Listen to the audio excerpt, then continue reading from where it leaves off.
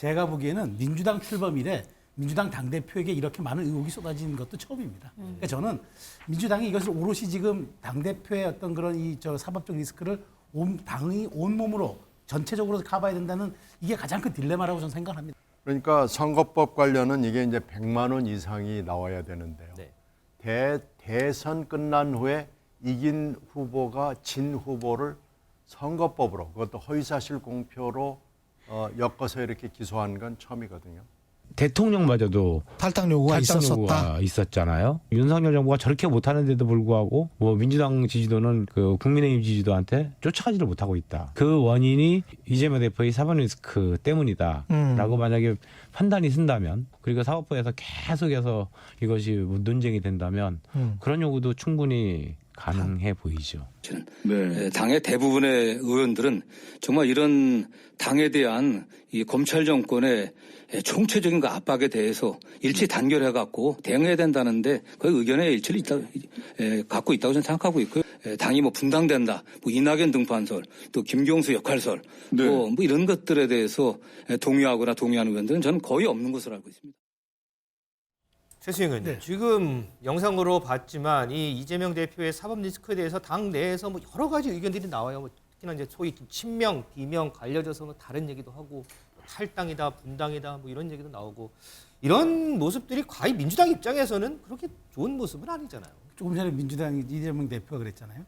민주주의 출범 이후에 민주당의 뭐 가해지는 가장 큰 민주주의 위기라고 얘기를 한 것 같은데, 제가 보기에는 민주당 출범 이래 민주당 당대표에게 이렇게 많은 의혹이 쏟아지는 것도 처음입니다. 그러니까 저는 민주당이 이것을 오롯이 지금 당대표의 어떤 그런 사법적 리스크를 당이 온몸으로 전체적으로 커버해야 된다는 이게 가장 큰 딜레마라고 저는 생각합니다. 왜냐하면 사실 지금 이재명 대표가 받고 있는 혐의, 이른바 대쌍성, 대장동 쌍방울, 그다음에 성남 FC, 거기에다가 대선 때 있었던 이제 그 김문기 씨 몰랐다고 했던 허위사실 유포는 빼더라도 이 대쌍성 세 개는 이재명 대표가 성남시장이거나 아니면 경기도지사 때 재직했을 때 있었던 일들입니다. 전혀 민주당하고 연관성이 있는 것들이 전혀 아니에요. 그러니까 민주당 이재명 대표가 성남시장으로서 인허가권을 행사했던 것과 그다음에 이제 말하자면 경기도지사 때 자신의 변호사비를 혹시나 다른 데가 대납하지 않았느냐, 그 기업이 배후에 있지 않느냐, 이런 데 대한 이른바 개인 의혹들이에요. 그런데 이 모든 것에 대한 의혹을 모든 것 당이 지금 최전선에서 지금 다 커버하고 있지 않습니까? 네. 최고위원 회의가 당의 정책을 결정하는 회의가 아니라 어떻게 하면 이재명 대표의 사법 리스크에 대해서 검찰과 정부 여당을 공격할 것이냐, 그 회의가 사실은 3분의 2입니다. 매일매일 쏟아져 나오는 핵심 메시지가 이재명 대표가 과거에는 사이다 발언 잘한다고 얘기해서 시원시원하게 현안에 대해서 얘기했는데 이제 그런 얘기 안 해요. 기자회견도 안 하고 기자들과 만남도 그 백브리핑도 안 하고 최고위원 발언만 하고 빠져버려요. 그 얘기 뭐냐면 할 말이 없다는 거죠. 자, 이런 상황에서 민주당이 그러면 국민의힘 그 정부 여당 지지율, 대통령 지지율도 40%대에서 겨우 맴도는데 왜 그럼 우리 당이 여기에 대한 반사 이익을 가지지 못하느냐 고민해야죠. 저는 그 생각입니다. 총선 앞에 장사 없다. 딱 한마디로 정리하고 싶습니다. 총선 다가올수록 이 문제에 대해서 민주당에서 어떤 다른 리더십을 요구하는 그 분출하는 목소리는 더 크게 높아질 겁니다. 지금보다도 저는 3월, 4월, 5월 가면 갈수록 더 수위가 올라갈 거로 보는데 이재명 대표가 과연 이것을 얼마나 제대로 관리해낼지 저는 그 관리 역량도 의심스럽지만 지금 나오는 민주당 내 의원들의 목소리가 지금 아주 일부 같지만 내재적으로 굉장히 크다는 것들을 저는 주목하고 있기 때문에 앞으로 내년 정치에서 야당의 균열 한번 저는 눈여겨볼 지점이라고 생각합니다. 신 의원님, 그래서 이제 이런 상황 때문에 이낙연 전 대표 그리고 사면받은 김경수 전 지사의 역할론에 대한 얘기가 끊이지 않는 것 같은데 실제 당 내에서는 어떤가요, 보시기에? 저는 그 두 가지 다에 대해서 현재로서는 좀 실체화되기는 어렵다고 봅니다. 오히려 지금 제일 관심을 쏟고 있는 대목은 검찰 수사가 김만배와 정진상의 입에 딱 막혀 있는 거예요.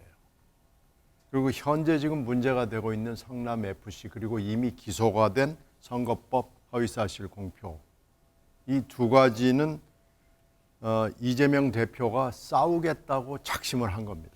그래서 이재명 대표가 이걸 가지고 사과를 하거나 나 대표 잠시라도 정지하거나 그만둘래라는 얘기를 절대 할 리가 없다고 봅니다. 그러니까 선거법 관련은 이게 이제 100만 원 이상이 나와야 되는데요. 대선 끝난 후에 이긴 후보가 진 후보를 선거법으로 그것도 허위사실 공표로 엮어서 이렇게 기소한 건 처음이거든요. 그러니까 결국 정치보복 프레임으로 싸우겠다는 거고요. 성남 FC하고 백현동이 아마 지금 소환으로 들어가서 이제 하는 거 보면은 기소가 임박해 있다고 봐야 되거든요. 그런데 이것도 자 이런 것 다 기소하고 그러겠다면은 지방자치단체장 못 해먹는다. 전국에 200명이 넘는 기초자치단체장이 있는데 그럼 이 사람들 손발 묶어놓는 것이 아니냐라고 이재명 대표가 싸울 겁니다. 지금 싸우려고 하고 있는 거죠. 지금 검찰의 수사 팩트는 이재명 후보에게 다가간 돈은 없는 걸로 지금 돼 있잖아요. 만약에 이 수사 팩트 상으로 그대로 기소를 할 경우 이재명 대표는 끝까지 싸울 겁니다. 그러면 결국 대장동과 쌍방울에서 무슨 새로운 팩트가 수사상으로 나타나느냐 여기에 달려 있거든요. 근데 지금 이것을 169명의 민주당 의원들이 다 보고 있는 거예요.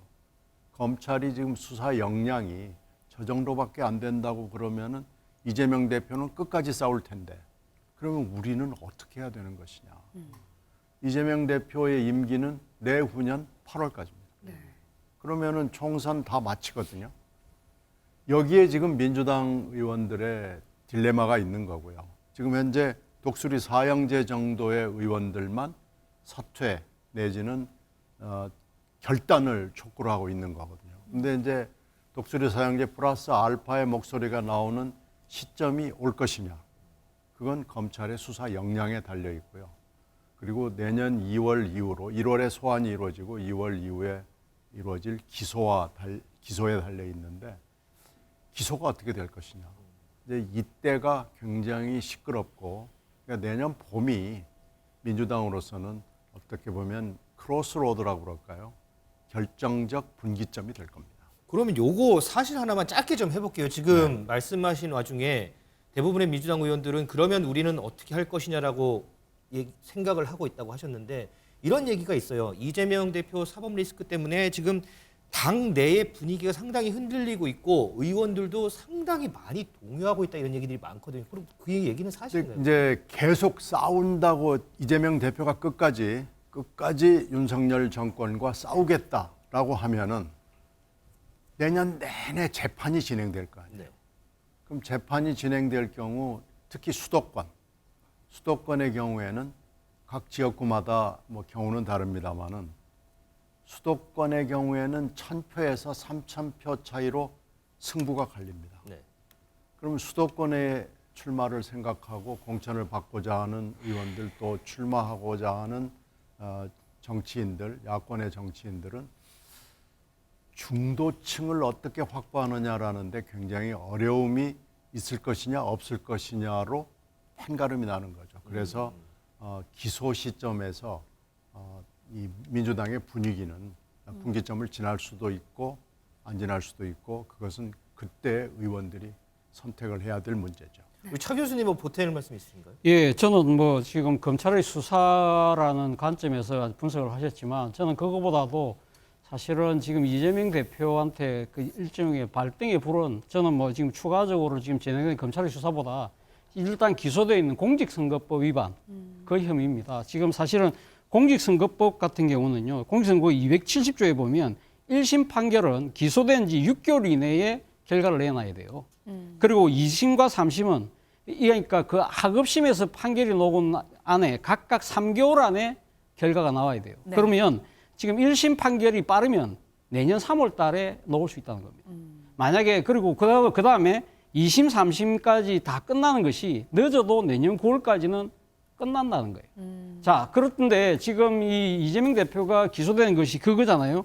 지난번 그러니까 지금 국정감사장에서 김문기 도시개발공사, 성남도시개발공사 당시 그 임원을 몰랐다. 그런 부분가 하나하고 그리고 백현동 개발과 관련해서 국토부의 협박 때문에 그렇다는 그 두 가지인데 그 부분과 관련해서는 지난번 본인이 경기도의사 2018년도에 경기도의사 나왔을 때 이 지금 토론 과정에서 했던 발언하고는 달리 국정감사장에서 한 발언이기 때문에 이 발언에 대해서는 상당히 유죄를 받을 가능성이 높은 걸로 많은 전문가들이 보고 있다는 것이죠. 예측이 만약에 그렇다는 예측이 그렇죠. 그렇기 때문에 1심에서 유죄가 나왔을 경우에 이게 지금 공직선거법이기 때문에 100만 원 이상만 받아도 그러니까 지금 공민권이 박탈될 수밖에 없고, 그리고 특히 지난 대선 때 이재명 대표에게 민주당이 선거 비용을 보존받았던 몇백의 돈을 다시 토해내야 되는 그러한 상황이 된다는 것이죠. 그리고 또 공교롭게도 내년 9월 달에 김명수 대법원장이 물러나요. 그렇다고 한다면 김명수 대법원장 물러나기 전에 이 사건을 끝내고 갈 것이냐, 아니면 윤석열 대통령이 지명하는 대법원장에 의해서 그럼 3심 최종심으로 갈 것이냐, 뭐 그런 부분들도 있긴 하겠지만, 어쨌든 1심 결과가 진짜 민주당이 불리한 유죄가 나왔을 경우에는 민주당이 심하게 동료될 가능성이 높다는 부분을 제가 지적해드립니다. 제가 한 말씀만 더 네네. 드리는데, 이게 지금 금방 차 교수가 얘기하신 게 훈시 규정이거든요. 그러니까 원래 스케줄대로라면 내년 3월에 1심 판결이 나오고 9월 안에 끝나야 되는데, 현재 재판이 별로 진행되지 있지 않는 상황인데 증인만 50명이 넘습니다. 그래서 3월까지 나올 이 훈시 규정을 사실은 지켜야 됩니다. 선거법 재판은. 그러나 지켜질 가능성이 없는데 민주당 의원들의 고민이 있습니다. 네. 그러니까 만약에 이게 안 지켜지고 계속 1심 연기되죠. 그리고 2심, 3심 가게 되면 이제 거기에 또 고민이 있어요. 그래서 만약에 훈시 규정대로 딱딱 3월에 하고 9월 안에 대법원 판결까지 나오면은 좀 속이 시원하죠. 네. 근데 이제 그렇게 안 될 가능성이 있어서 사실 2013년을 전망하는 것이 그렇게 쉽지 않습니다. 검찰의 수사가 그 시간표대로 딱딱 움직일지 그 여부에 달렸다라는 말씀이시고, 새해 첫날에 이재명 대표는 김대중 전 대통령 그리고 노무현 전 대통령의 묘역을 또 참배할 예정인 것으로 알려져 있고요. 다음 날에는 문재인 전 대통령을 예방할 것으로 알려져 있습니다. 최수영 의원님, 이것들은 뭐 야당 대표의 일반적인 새해 행보다 이렇게 봐야 될까요? 아니면 전열을 재정비하기 위한 것이다, 이런 해석들도 나오거든요. 저는 뭐 그 당 대표로서 전직 대통령 혹은 뭐 이렇게 여러 가지 이제 그런 공식적 일정으로 해석할 수 있는 여지는 충분히 있는데, 네. 시기를 놓고 보면 미묘한 점이 많아요. 왜냐하면 박지원 의원을 복당시켰다든가, 그다음에 이제 친문 아주 진영에 평가받는 정재호 의원을 민주연구원장이 갖다 임명시킨다든가, 이런 일련의 행보들이 지금 여러 가지 지금 본인들을 옥죄어오는 사법적 리스크에 뭔가 이 전선을 조금 더 확장해내자. 그래서 네. 자기의 지지 영역과 기반을 조금 더 확장해내자. 그러니까 친문 김대중 대통령 할 것 없이, 사실 박지원 전 원장 같은 경우에는 야권의 빅 스피커 아닙니까? 네. 게다가 또 호남에 연고가 있는 분이고 김대중 대통령 때 참모를 했던 분이고, 이런 것과 정재호 의원은 또 문재인 대통령의 청와대 비서관 출신이고, 게다가 이러면서 사실은 저는 이건 좀 맞지는 않다고 봐요. 왜냐하면 지금 여당이, 그러니까 검찰에서 좀 수사하고 있는 문재인 정부에 대한 것들은 일종의 정책에 대한 것들이에요. 소득주도 성장이라든가, 그다음에 뭐 여러 가지 통계에 대한 문제, 이런 문제들은 정책에 대한 문제, 그다음에 서해 피격 공무원 사건들은 이제 정책을 어떻게 처리해야 되는 문제들인데, 본인의 오고 있는 사법 리스크는 결이 다른 거거든요. 네. 근데 이것을 같이 묶어서 가자는 얘기는 지금 뭔가 자기에게 이재명 대표에게 오고 있는 여러 가지 그 위험 요소들이 혼자서 커버하기에는 매우 지금 좀 위중한 상황이라고 판단하는 것 같아요. 그래서 연말 연초 이런 것들에 대한 정치 일정들을 확장시켜 나가면서 본인이 정말 야권을 대표해서 탄압받고 있으므로 나를 위해서 조금 같이 연대해야 하지 않느냐라는 암묵적 메시지를 보내는 거지, 그렇다고 뭐 대놓고 저리 싸워달라는 얘기는 할 수 없는 것 아니겠습니까? 네. 그런 측면에서 놓고는 이거는 대단히 계산된 정치적 행보다라고 저는 분석합니다. 네. 김용남 의원님. 제가 지적하고 싶은 건 이겁니다. 이제 12월 9일 정기국회까지 우리 국회가 예산안 처리를 못했어요. 그래서 바로 임시국회를 열었습니다. 그래서 예산안도 늦게 처리했고 예산 부수법안도 늦게 처리했어요. 그러면서 사실은 오늘로 일몰제가 적용되는 안전운임제나 아니면 30인 이하 사업장에 대한 8시간 연장 근로, 이런 게 다 이제 오늘 자정 지나면 적용 없어져요. 이제 법률이. 네. 일몰제 그게 더 연장이 됐어야 되고 논의가 됐어야 되는데 제대로 안 했거든요. 지금 근데 임시국회 회의가 1월 9일까지예요. 네. 근데 이번 주에 이재명 대표가 광주 전남 지역을 순방했죠. 그리고 다음 주 1월 첫째 주에 또 부산 경남 지역을 돌아요. 근데 이재명 당대표입니다만 그 앞서 현역 국회의원이에요. 네. 1월 9일까지 임시국회 지금 제대로 일 처리 못해갖고 밀린 일도 많은데 국회 계속 이렇게 오래 비워도 되는가 싶고 그리고 민주당 쪽에서 지금 1월 9일 임시국회 끝나자마자 1월 10일부터 다시 임시국회를 공식하자고 하죠. 잡자고 해요. 네. 아니 임시국회 열어 놔도 일도 안 하면서 뭘 맨날 회기만 계속 잡아요. 그러면 이게 이재명 대표의 뭐 방탄용이다라고 보시는 건가요? 그거 아니면 어떻게 해석할 수 있겠어요? 아, 국회 열려 있어도 지방 순시하고 저 일 안 하는데 네. 또 회기 끝나자마자 또 잡자는 이유가 뭐 일 더 하려고 그런 것 같지는 않은데요. 그렇군요. 일각에서는 이재명 대표가 이번에 새해 들어서 이제 이번 주에 석방된 김경수 전 지사도 만나지 않을까 이런 전망도 있었는데 뭐 불발될 거라는 얘기도 있고요. 이 만남에 대해서는 어떻게 예측하세요? 뭐 만나겠죠.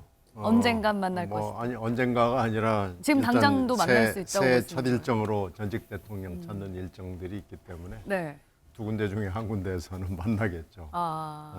노무현 대통령 사저 아니면은 네. 문재인 대통령 사저에서 만날 가능성이 있지 않을까요? 근데 뭐 일부러- 만나는 것은 이제 그림거리는 되겠지만 네. 실질적으로 이렇게 엄청난 의미가 있을까? 정치적 의미가 뭐 정치적 의미를 뭐 언론도 많이 부여하고 뭐 다 부여하겠지만 실제로 중요한 것은 김 전 지사의 위상이죠. 네. 김 전 지사는 누가 뭐라 그래도 노무현 문재인 두 분 대통령의 최측근인 것이 너무 분명하잖아요. 네. 그런데 이제 무슨 리더가 될 것이냐 안 될 것이냐라는 것은 그건 미래의 일이기 때문에 우리가 모르지만 그 김 전 지사의 위상이나 지금까지의 행동으로 봤을 때 굉장히 중요한 하트라인인 것이 분명하고요. 네. 그건 뭐 하지 마라 그래도 할 겁니다. 그러니까 이재명 대표가 만약에 작정하고 만나든 아니면 우연히 만나든 김경수 전 지사와 함께 뭔가 이렇게 하는 모습이 카메라에 잡힌다면 뭐 친문 끌어안기 이런 의미에서라도 뭐 이미 굳이 정치적 의미를 이미 찾는다면 끌어안기는 네. 뭐 시작한 거죠. 아까 정태호 굉장히 큰 또 그림이 네, 되지 않겠습니까? 정태호 의원을 민주정책연구원 원장으로 제안을 했고 네. 정태호 의원이 사실 흔쾌하진 않지만 네. 그 제안을 고심 끝에 받아들인 것으로 이미 끌어안기는 시작이 된 거죠. 그리고 박지원 원장의 복당도 그 일환이고요. 박지원 네. 원장이라는 분은 DJ의 입김도 있지만은 문재인의 입김도 있는 사람이기 때문에 그런 분을 또 끌어안으려고 반대에도 무릅쓰고 네. 끌어안았잖아요. 그래서 이미 끌어안기는 시작된 거죠. 그건 뭐 그리고 할 수밖에 없는 선택이고요. 네. 이건 누가 해도 그렇게 갈 수밖에 없는 길입니다. 자, 이런 와중에요. 이 대장동 일당들의 초점이 이재명 대표를 향하는 것 아닌가 이런 관측이 나옵니다. 이 남욱 유동규 씨에 이어서 정영학 회사도 천화동인 1호에 이재명 측 지분이 포함된 것으로 안다 이러면서 최근 진술을 번복한 걸로 알려지고 있고요. 여기에 더해서 김만배 씨의 입장도 조금 달라지는 것 같습니다. 과거에 정영학 녹취록에 들어있었죠. 윤석열 대통령과 관련한 이런 언급이 있었는데 그 부분에 대해서 말이 좀 달라지는 것 같습니다. 관련해서 영상 좀 보고 오겠습니다. 윤석열은 원래 죄가 많은 사람이야. 내가 가진 카드면 윤석열은 죽어. 이거 들어보셨죠? 녹취록에 있는 거. 김만배의 녹취록입니다. 검찰 녹취록. 그 사람들은 뭐 우리 이재명 후보하고 훨씬 가까운 측근이고 제가 듣기로는 그 녹취록 끝부분을 가면 이재명 게이트란 말을 김만배가 한다고 그러는데 이재명 게이트라고 있다고요. 그 녹취록 중에 내세요. 지금 허위 사실이면 그렇습니다. 후보 사퇴하시겠습니까? 차 교수님, 예. 이 김만배 씨가 검찰 조사에서 조금 전에 했던 뭐 이런 카드면은 누가 죽어 이런 발언들이 좀 세 보이려고 과장한 발언이다 이렇게 얘기를 했다고 하거든요. 글쎄요. 그러니까 김만배 씨가 진짜 그런 뜻으로 했는지 안 했는지는 뭐 저도 뭐 판단할 수는 없지만 상황이 지금 여러 가지 바뀐 부분에 대해서 자신의 입장도 지금 바뀌고 있는 것이 아닐까 하는 생각이 듭니다. 최근에 있었던 김만배 씨의 극단적인 선택도 따지고 보면 자신의 신경 변화에 좀 뭐랄까요. 그런 부분들을 나름대로 드러내기 위한 하나의 계기로 지금 삼았다는 추측도 있는 것이거든요. 그렇기 때문에 김만배 씨의 입장이 상당히 앉아 주목되는 상황인데, 문제는 김만배 씨가 이야기했던 윤 대통령과 관련된 불리한 그런 진술들이 이 본인의 표현대로 뭐 뻥카라고 한다고 한다면, 그럼 그 이전에 그러면 지금 이재명 당대표와 관련됐다고 이야기하는 그분 것이라는 그 발언 자체도 또 뻥카가 될 수 있다는 것이죠. 그러니까 김만배 씨가 자신이 뱉은 말에 대해서 이것이 그러니까 사실은 과시용이었다고 이야기를 한다고 한다면, 김만배 씨가 그동안 했던 발언들 중에서 이재명 당대표와 불리한 부분들도 사실은 신뢰성을 스스로 허무는 꼴이 될 수가 있다는 것이죠. 네. 자, 어쨌든 근데 김만배 씨가 지금 이 극단적 선택 이후로 지금 회복 과정 중에 있기 때문에 사실은 재판이 지금 지연되고 있는 거지 않습니까? 그렇다고 한다면 지금 김만배 씨가 과연 그 속개되는 재판에서 과연 진짜 신경의 변화를 보일 것이냐도 상당히 중요하지만, 저는 그거보다 더 중요한 부분이 사실은 이 김만배 씨하고 김만배 씨가 관련된 부분들이 사실은 이 지금 정영학 회계사의 녹취록 같은 거 보면 김만배 씨하고 이재명 당대표의 직접적인 뭔가에 대한 부분은 없다는 것이죠. 예를 들면 그 상황 자체가 김만배 씨와 정진상 또는 김만배 씨와 유동규 씨와의 이야기들은 많은데, 문제는 지금 이재명 당대표와의 직접적인 연계고리라는 부분들이 사실은 드러날 수 있을 것이냐. 네. 만약에 사실은 뭐 정진상이나 유동규 씨까지 가는 부분들이 드러난다 하더라도 이재명 당대표 입장에서는 난 밑에 선에서 모든 일이 일어난 것이라는 식으로 방어막을 칠 수 있는 상황이라는 것이죠. 그렇기 때문에 사실은 이 재판 자체가 상당히 예측하기가 쉽지 않다는 겁니다. 새해 첫날부터 이재명 민주당 대표 굉장히 바빴어요. 어제는 동교동 그리고 봉화를 들렸고요. 오늘은 양산으로. 자, 그러면 이게 각각의 인물들이 떠오르시죠. 동교동 하면 DJ 김대중 전 대통령, 봉화마을 노무현 전 대통령, 그리고 오늘 양산으로 문재인 전 대통령. 이렇게 됩니다, 지금. 전직 대통령을 만나러 그리고 뭐 추모하러 행보를 하는 거죠. 이재명 검찰 출석 앞두고 전열 정비다. 이 모습을 전열을 정비한다라고 해석을 했습니다. 10일 전후 검찰 소환 조사가 이제 사실상 예고돼 있는데요. 뭐 굉장히 공세로 돌아섰다. 뭐 고난 얘기를 꺼내면서 공세로 돌아섰다. 그리고 지도부는 단일대오 계속 외치고 있는 상황이에요. 자, 그럼요. 이와 관련해서 어제 민주당에서 나온, 어제 회의를 열었거든요. 민주당에서 나온 얘기, 그다음에 이재명 대표의 얘기 동시에 들어보겠습니다. 지난 해에 많은 어려움과 수고가 있었는데요. 그럼에도 불구하고 우리가 지치면 진다. 그러나 우리가 뭉치면 이긴다. 민주당이 이긴다 이렇게 생각이 됩니다. 제가 요즘 유난히 김대중 대통령님의 삶의 궤적을 많이 떠올리게 됩니다. 또 그분의 삶 자체가 인동초라고 불렸을 만큼 혹독한 시련과 고난을 겪고 새해 첫날에 이긴다 진다 얘기가 참 많이 나오네요. 총선은 내년인데요. 민주당에서도 이긴다 진다 얘기를 꺼냈어요. 그 지면 큰일 난다 뭐 이런 분위기죠. 그리고 이재명 대표는 굉장히 힘들다라는 표현을 저렇게 한 것 같아요, 지금요. 이제 상황이 저렇습니다. 그리고 아까 말씀드렸지만 일정들이 쭉 어제 있었고요. 오늘도 잡혀 있어요. 자, 일단 상황이 하나 이렇고요. 이런 가운데요. 다음 기사가 있습니다. 문희상 상임고문, 그러니까 전 국회의장이죠. 뭐 굉장히 묵직한 정치인입니다.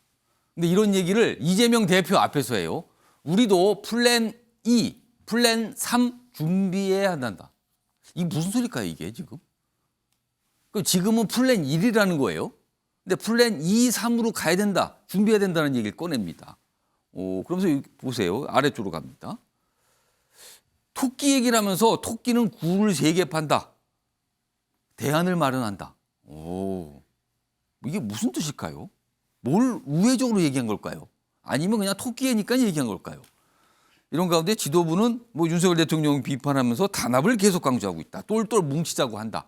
근데 아무리 봐도 굴을 3개 판다는 거는 똘똘 뭉치자고는 좀 달라 보여요. 확실히. 자, 그럼요. 문희상 전 의장의 이야기 확인해 보겠습니다. 토끼는 그 영민한, 영리하고 민첩한 영민한 동물이고 늘 준비하고 특히 굴을 3개 판다고 해서 교토 삼굴이라는 고사정어가 있습니다. 금년 한 해에는 아무쪼록 우리도 영민한 토끼를 닮아서 플랜 2, 플랜 3 뭐 이렇게 해서 좀 대안을 많이 마련하는 그런 해가 되기를 바랍니다. 그러니까 토끼가 등장하는 표현, 교토산불 뭐 이걸 꺼냈어요. 근데 굳이 또 플랜 2, 플랜 3 뭐 이걸 강조합니다. 듣기에 따라서 굉장히 묘하게 들리는데 이 얘기를 이재명 대표가 있는 자리에서 한 겁니다. 최영철 편집위원. 이거 무슨 뜻일까요? 역시 문희상 의장님 노련한 정치인이네요. 아, 노련하게 지금 무회로 뭔가 이렇게 탁 친 겁니까 지금? 네, 뭐 저는 뭐 정면으로 때렸다고 생각합니다. 아, 정면입니까 이 정도면? 지금 민주당 내부는 지금 우리는 병이 나지 않았고 매우 건강하다. 예. 지금 너무 건강해서 우리 뭐 백두산까지 뛰어갈 수 있는 그런 체력이 탄탄하다고 지금 뭐 이재명 대표를 비롯해서 한 목소리로 예. 말씀을 하고 계십니다만은 노련한 뭐 의사로 따지면 아주 명의 정도 되는 문희상 의장님은 병이 좀 있는 것 같다. 그렇게 진단을 내려서 처방을 플랜 2와 플랜 3로 처방전까지 제시해놓고 벽에 붙여놓고 떠나신 것 같은데 결국에는 지금 민주당은 국민들이 보시기에 조금 병이 난 것 같아서 병을 치료하지 않으면 내후년 총선에서 국민들이 병든 정당을 뽑기가 어려울 것 같다. 그래서 지금 빨리 약을 먹든지 링거를 하나 맞든지 빨리 몸을 좀 추스려야 되겠다는 말씀을 하신 것 같습니다. 그러니까 그 플랜 1은 막 뛰어가고 백두산까지 뛰어갈 정도로 막 뛰는 거고 플랜 2, 플랜 3은 각각 약도 먹는 거 아니면 링거까지 꼽는 거 뭐 이겁니까 지금 말하는 게? 그 정 안 된다면 수술까지 해야 된다는 그런 말씀을 하시는 걸로 저는 받아들여지는데 그렇기 때문에 지금 민주당 내부에서 여러분들이 말씀하시지 않습니까? 당 대표와 당이 조금 길을 다르게 가보자. 당 대표께서 받고 계시는 사법 리스크는 스스로 개인적으로 충분히 그 탈출을 하실 수가 있을 터인데 그 과정에서는 당과의 거리를 좀 띄워보자는 말들이 있는데 문희상 의장님은 일단 당 대표와 민주당을 일단 거리를 좀 띄워서 당 대표의 사법 리스트가 완전히 해소될 때까지 당이 같이 가는 것은 좀 문제가 있지 않겠느냐. 그런 의미에서 플랜 3까지 본다면 이 대표의 대안제까지도 조금 이제는 후보로 내세울 만한 대안제요. 그렇습니다. 시점이 되지 않았나. 그렇게 준비를 열심히 한다면 2024년 총선도 충분히 승리할 수 있다는 그런 덕담을 하신 것 같은데 민주당 여러분 구성원들께서 아마 이미 그러한 것을 생각을 하고 계실 것 같은데 실행이 문제인데 언제쯤 실행할까? 그 실행과 결단이 아마 2024년 성적을 아마 결정지을 것 같습니다. 앞서기서 다시 한번 불러오죠. 사진 좀 봐주세요. 지금 이제 민주당 지도부가 신년 인사회를 하는데 여기 떡을 자르고 있잖아요. 근데 여기 보시면 이재명 대표 옆에 문희상 전 의장이 바로 있네요. 또 옆에. 왜냐하면 그만큼 중진이니까요. 옆에 자리를 이렇게 배치했겠죠. 같이 손을 잡고 떡을 자르고 있습니다. 그런데 이 자리에서 문희상 전 의장이 플랜 2, 플랜 3 얘기를 꺼냈어요. 그거를 이재명 대표가 있는 자리에서. 그럼 이 얘기를 들은 이재명 대표 지금 머릿속에 무슨 생각을 하는 걸까요? 여기서. 이게 또 궁금해지는 겁니다. 박정희 의원님. 혹시 아니 왜 저런 말씀을 하시지? 이랬을까요? 아니면 이게 어떤 상황입니까? 지금 이거는. 우선 문희상 의장님에 대해서 좀 평가하는 게 그렇긴 한데 겉바속촉 잘 아시죠? 겉은 바삭한데 속은 촉촉하다. 그 굉장히 좀 품질이 좋은 뭐 빵이나 과자 얘기 아닙니까 이게? 저희는 겉장 속조. 겉은 장비 같은데 속은 조조 같다 이렇게들 표현을 많이 합니다. 이게 간단치 않다는 말씀으로 들리는데요 지금. 제가 한번 전화를 드려서 물어보고 나올 걸 그랬어요. 그런데 늘 우리 이 4차 선거에 강하신 문희상 의장님께서 사회 지금 해석되는 대로의 의미도 있고 또 약간은 4차 선거가 애매한 부분도 있어야 됩니다. 각자 해석하게 놔두는 그렇죠. 통상 그렇습니다. 그런 것이 있습니다. 사실은 지금 뭐 야당에 대한 탄압이 굉장히 강하지 않습니까? 그러다 보니까 결국 이재명 대표도 단결을 강조하고 있고 이런 상황인데 그 단결 이외에도 여러 가지를 준비하는 것이 결국은 상황이 벌어졌을 때 대처할 수 있는 거기 때문에 고문의 입장으로서 고문은 늘 잘 되고 있을 때 얘기해 주는 것이 아니고 안 될 때도 대비해서 얘기해 주시는 것이 고문의 역할이거든요. 그런 의미에서 저런 말씀을 하신 거고 우리 당이 정말로 저 얘기를 잘 귀담아 들어서 준비할 필요가 있다 이런 생각이 듭니다. 그럼 저 얘기를 들은 이재명 대표는 글쎄요 모르겠습니다만 지금 굉장히 단일 그다음에 뭐 함께 가야 된다. 이걸 지금 외치는 상황에서 플랜 2, 3 얘기를 꺼냈단 말이에요. 이게 무슨 생각을 했을까요, 그러면? 기본적으로 문희상 의장님은 이재명 대표에 대한 신뢰가 있어요. 예. 또 지난번 선거 때도 보면은 예. 여러 가지 쓴 소리를 많이 하셨습니다. 예. 이재명 대표가 부족한 부분에 대해서도 이렇게 해야 되고 저렇게 해야 되고 그런 말씀을 하셨기 때문에 지금도 예. 마찬가지로 또 그리고 굉장히 민주주의자시고 의회주의자시거든요. 예. 그래서 그런 입장에서의 우리 당이 부족한 건 있지 않느냐.